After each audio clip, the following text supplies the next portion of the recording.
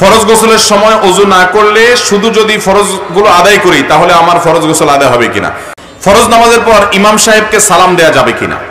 Hotel রেস্টুরেন্টে মাংস জাতীয় খাবার খেতে গেলে সন্দেহ হয় এটা হালাল নাকি হারাম, যদি অজান্তে হারাম খেয়ে ফেলি তাহলে আমার গুনাহ হবে কিনা? না ঘুমিয়ে শেষ সাথে তাহাজ্জুদের নামাজ আদায় করলে ফজিলত পাওয়া যাবে কিনা? তারাবির নামাজের 4 রাকাত পর পর যে দোয়া পড়া হয় সেটা কি বাধ্যতামূলক? সামনের দাঁত ফাঁকা থাকলে সীতা দাঁত যাকে বলে এরকম মেয়েকে বিয়ে করা যাবে কিনা? বিনা হিসাবে জান্নাত পেতে চাইলে করণীয় কি? বিনা হিসাবে যদি কেউ জান্নাত পেতে চান তাহলে তার ছোটখাটো কোনো শর্টকাট কোনো ওয়ে আছে যে এটা করলেন আর আপনার কিছু করা লাগবে না, হিসাব ছাড়া আপনি পার হয়ে যাবেন, এর কোনো পথ নাই। কারণ আমরা দুনিয়ার ক্ষেত্রে সব শর্টকাট রাস্তা খুঁজি, তো এই ক্ষেত্রে চিন্তা করি নামাজ রোজা এত কিছু কে করবে, এত ঝামেলা। এরকম কোনো পথ থাকলে বলে দেন ভাই, যে ডাইরেক্ট ওই কোনা দিয়া আমি দৌড় দিয়া জান্নাতে ঢুকে দেব। এত সহজ না। আপনি নিজের নেক আমল করবেন, ঈমান আমল ঠিক রেখে নেক আমল করতে থাকবেন এবং গুনাহ থেকে বাঁচতে থাকবেন, আল্লাহর ভয় অন্তরে লালন করতে থাকবেন। আল্লাহ রাব্বুল আলামিন কিছু মানুষকে বিনা হিসাবে জান্নাতে দিবেন। আল্লাহ রাব্বুল আলামিন এই উম্মতের কিছু মানুষকে কোনো হিসাব গ্রহণ ছাড়া জান্নাতে দিবেন। আবার কিছু কিছু অপরাধ আছে যেই অপরাধগুলো করার পর আল্লাহ রাব্বুল আলামিন আপনাকে মাফ করে দিবেন। বিশেষ করে যখন আপনি মানুষের দোষ দুনিয়াতে ঢেকে রাখবেন, কারোর একটা দোষ পাইছেন বলে বেড়াবেন না, ওইটাকে মার্কেটিং করে বেড়াবেন না, প্রচার করে বেড়াবেন না, লুকাবেন, তো কিয়ামতের ময়দানে আল্লাহ তাআলা আপনার দোষ লুকাবেন। হাদিসে আসছে নবী করিম সাল্লাল্লাহু আলাইহি ওয়াসাল্লাম বলেছেন, কিছু লোককে আল্লাহ তাআলা ডেকে বলবেন, বান্দা এই এই অপকর্ম করছিলাম, মনে পড়ে? বলবে হ্যাঁ আল্লাহ মনে পড়ে। তো আল্লাহ তাআলা তখন বান্দাকে বলবেন, দুনিয়াতে তোমার সেই দোষগুলো ঢেকে রেখেছিলাম, আজকে আমি ঢেকে রাখলাম, মানুষের সামনে প্রকাশ করলাম না, তোমাকে ক্ষমা করে দিলাম। তো আল্লাহর কাছে এইভাবে ক্ষমা পেতে হলে দুনিয়াতে মানুষকে ক্ষমা করতে হবে, তাকওয়া চর্চা করতে হবে। আমরা অনেকে মনে করি যে আমি 2 নম্বর পথগুলো সব খোলা রাখি, আল্লাহ আমাকে বিনা হিসাবে জান্নাত দেখ। বদরের যুদ্ধে যারা অংশগ্রহণ করেছেন, সহিহ বুখারীর হাদিসে আসছে আল্লাহ রাব্বুল আলামিন তাদের সম্পর্কে বলে দিয়েছেন, ই'মালু মা শি'তুম ক্বাদ গাফারাল্লাহু লাকুম। নবী সাল্লাল্লাহু আলাইহি ওয়াসাল্লাম বলেছেন, তাদেরকে আল্লাহ বলেছেন তোমাদের যা মনে চায় করো। বদর যুদ্ধে যারা অংশগ্রহণ করেছেন আল্লাহ তোমাদেরকে মাফ করে দিয়েছেন। এইটা শোনার পর বদর যুদ্ধের সাহাবীরা কেউ গুনাহ শুরু করছে এরকম কোন হাদিস আমরা যাই না, কারণ আল্লাহ মাফ করেছেন এটা শুনে তারা আরো ইবাদত শুরু করছে। আমরা হলে তো বলতাম তাহলে তো আর নামাজ কালামের দরকার নাই।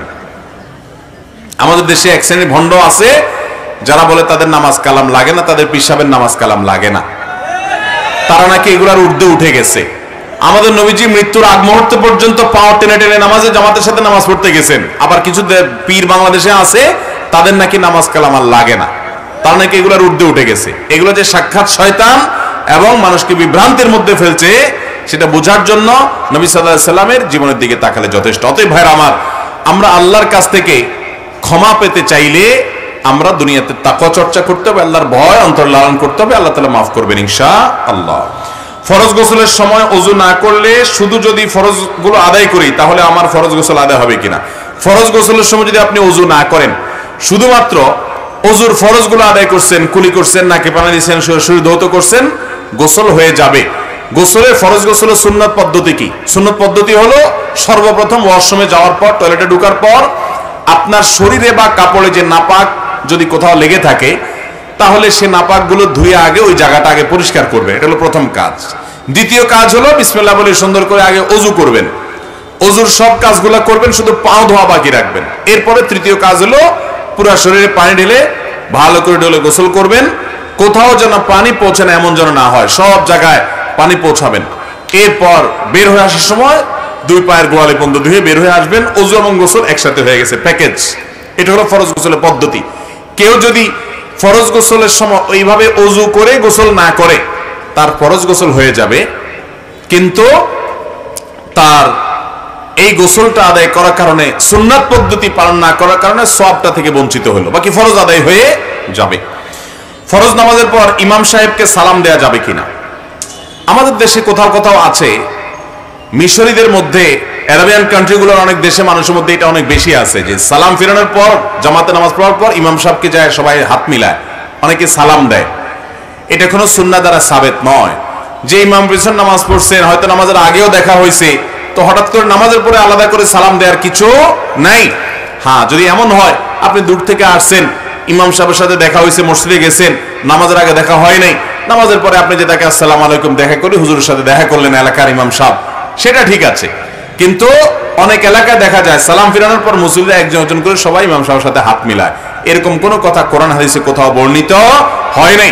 নবী করিম সাল্লাল্লাহু আলাইহি ওয়াসাল্লাম ইমামতি করেছেন, তার সাথে সাহাবীরা এইভাবে নামাজের পর আলাদা সালাম মুসাফা করা, এটা তারা করেন নাই, অতএব এটা সুন্নাহ নয়। হোটেল রেস্টুরেন্টে মাংস জাতীয় খাবার খেতে গেলে সন্দেহ হয় এটা হালাল নাকি হারাম। যদি অজান্তে হারাম খেয়ে ফেলি তাহলে আমার গুনাহ হবে কিনা। হোটেলে যে গোশত রান্না হয় এই গোশতগুলো হালাল নাকি হারাম। যদি মুসলমান হোটেল হয়, মুসলমান সমাজ হয় আমাদের দেশে যেরকম, তাহলে সেটা হালাল হওয়াটাই স্বাভাবিক। বিদায় সেই সুধারণার উপর ভিত্তি করে খেলে আপনার হারাম হবে না। যদি হোটেলওয়ালা আপনাকে হারাম খাওয়া ইচ্ছাকৃতভাবে, সে আল্লাহর কাছে গুনাহগার হবে। আপনি সুধারণাবশত খেয়েছেন, হারাম হবে না। কিন্তু যদি অমুসলিম প্রধান এলাকা হয় এবং প্রবল সম্ভাবনা হয় যে না এখানে হারাম গোশত আমাকে খাওয়াই দেওয়া হতে পারে এবং জবাইকারীরা মুশরিক হতে পারে, তাহলে তার জবাই করা পশু খাওয়া যাবে না। তো সেই রকম যদি হয় তাহলে সেই জায়গায় সন্দেহপূর্ণ বিষয় বর্জন করবেন। যেমন অনেকে বিভিন্ন দেশে চলে যায়, সেখানে অমুসলিম প্রধান দেশ, সব অমুসলিমই, মুসলমানের সংখ্যা খুবই কম। তো সেখানে অমুসলিমদের মালিকানাদের হোটেলে খেলে তারা হালাল হারাম মেনটেন করে কি করে না, এই ভয় আপনি খেলেন না, তাহলে সেটা অবশ্যই আপনার অ্যাভয়েড করাটাই উচিত এবং ওই সন্দেহপূর্ণ জিনিসটা আপনি খাবেন না। কিন্তু অনেক দেশে হালাল সার্টিফাই করার মতো অনেকগুলো কোম্পানি, অনেকগুলো প্রতিষ্ঠান আছে আলেমদের তত্ত্বাবধানে, তারা সার্টিফিকেট দেন এবং সে সমস্ত পণ্যের গায়ে লেখা থাকে। সেটা যদি বিশ্বাসযোগ্য হয়, নির্ভরযোগ্য হয়, তার উপর নির্ভর করে আপনি খেতে পারেন। তবে মুসলমান সমাজে যেমন আমাদের দেশে হোটেলওয়ালা যদি আপনাকে হারাম খাওয়ায়, মরা গরু খাওয়াই দেয়, মরা ছাগল এনে খাওয়াই দেয়, তাহলে সে গুনাহগার হবে, সে চিটারি করেছে। আপনি সুধারণা করেছেন যেহেতু মুসলমান হোটেল হালাল হবে, সেই হিসাবে আপনি খেলে আপনার গুনাহ হবে না। না ঘুমিয়ে শেষ সাথে তাহাজ্জুদের নামাজ আদায় করলে ফজিলত পাওয়া যাবে কিনা। তাহাজ্জুদ শব্দের অর্থ হলো ঘুম থেকে উঠে রাতের শেষ পরে যে নামাজ আদায় করা হয়। এখন কেউ যদি নাই ঘুমায়, সারা রাত জেগেই থাকে, তিনি যদি শেষ সাথে নামাজ পড়েন, তিনি এই নামাজটা পড়ার কারণে তাহাজ্জুদের সওয়াব পাবেন। তাহাজ্জুদের অর্থ যদিও ঘুম থেকে উঠে নামাজ পড়া, কেউ যদি নাই ঘুমায় পরিপূর্ণ, তারটাও তাহাজ্জুদ হিসাবে বিবেচিত হবে এবং পরিপূর্ণ তাহাজ্জুদের সওয়াব তিনি লাভ করবেন। তারাবির নামাজের 4 রাকাত পর পর যে দোয়া পড়া হয় সেটা কি বাধ্যতামূলক? তারাবির নামাজের 4 রাকাত পর পর যে দোয়া আমরা পড়ি, এটা কোনো হাদিসে বর্ণিত নয়, না এটা পূর্বসূরি কোনো সালাফ পড়েছেন। এটা আমাদের সমাজে প্রচলিত সুবহানাজিল মুলকে ওয়াল মালাকুতে, লম্বা একটা দোয়া। এই দোয়া আপনার কোন কোন ফতোয়ার কিতাবে আছে, কিন্তু এটা না নবী সাল্লাল্লাহু আলাইহি ওয়াসাল্লাম থেকে প্রমাণিত, না খোলাফা রাশিদিন থেকে প্রমাণিত, না সাহাবায়ে কেরাম থেকে প্রমাণিত। তারা তারাবির 4 রাকাত পর পর এরকম কোন দোয়া পড়তেন না। একসময় আমাদের সমাজে অনেক যুবকরে তারাবির নামাজে ডাকলে বলতো যে ভাই এখনো তারাবির দোয়া মুখস্থ হয়নি, এটা একসময় বলতো। এখন আর আলহামদুলিল্লাহ সে অজুহাত দেওয়া হয় না, মানুষ অনেকেই জানে। তারপরে অনেক এলাকাতে, বরং বেশিরভাগ গ্রাম অঞ্চলে এখনো এটা আছে। 4 রাকাতের পরে সবাই সুবহানাজিল মুলকে, মুসল্লিরা সবাই ইমাম সাহেব সহ টান দেয়। এটা কোনো হাদিস দ্বারা প্রমাণিত নয়, এটা কোনো সুন্নাহ সম্মত আমল নয়। কথা কি বুঝতে পারছেন? অতএব তারাবি নামাজের 4 রাকাতের পর তাহলে কি করবেন? বসে থাকবেন। আপনি চাইলে জিকির আজকার করতে পারেন, চাইলে ওযু ইসতিনজা লাগলে করতে পারেন, চাইলে কিছু খাইতে পারেন, এটা রেস্টের টাইম। কিন্তু শরীয়ত আপনাকে কোনো বাইন্ডিংস দিয়ে দেয় না যে এই দোয়া পড়বেন। অতএব মন গড়া কোনো দোয়া বানিয়ে সেটাকে তারাবির অংশ করে নেওয়া ঠিক হবে না। সামনের দাঁত ফাঁকা থাকলে, সীতা দাঁত যাকে বলে, এরকম মেয়েকে বিয়ে করা যাবে কিনা? এটা কোনো কথা হলো? আপনি কোন মেয়েকে বিয়ে করবেন না করবেন তার দাঁত কি থাকবে না থাকবে, দাঁত না থাকলেও তো বিয়ে করা যাবে, আর ফাঁকা তো পরের কথা। দাঁত নাই তারেও যদি আপনার বিয়ে করতে আপনার রুচি কুলায়, আপনার অসুবিধা না হয়, আপনি সবর করতে পারেন, আলহামদুলিল্লাহ, এটা যাবে। অতএব দাঁত ফাঁকা আছে না ফাঁকা বন্ধ আছে, এটা কোনো কথা নাই। দেখুন, সমস্ত এই জাতীয় মাসালগুলো সব মেয়েদেরকে নিয়ে করা হয়। এই প্রশ্ন তো কোনোদিন পাইলাম না আজ পর্যন্ত যে হুজুর কোন ছেলের যদি দাঁত ফাঁকা হয় তার কাছে মেয়ে বিয়ে দেওয়া যাবে কিনা, এই প্রশ্ন আসে না কেন? সকল ফতোয়াবাজি, ভুল ফতোয়া সব কাদের উপরে প্রয়োগ হয় দেশে? মহিলাদের উপরে। আর এগুলো হুজুরদের উপরে, ইমাম সাহেবদের উপরে।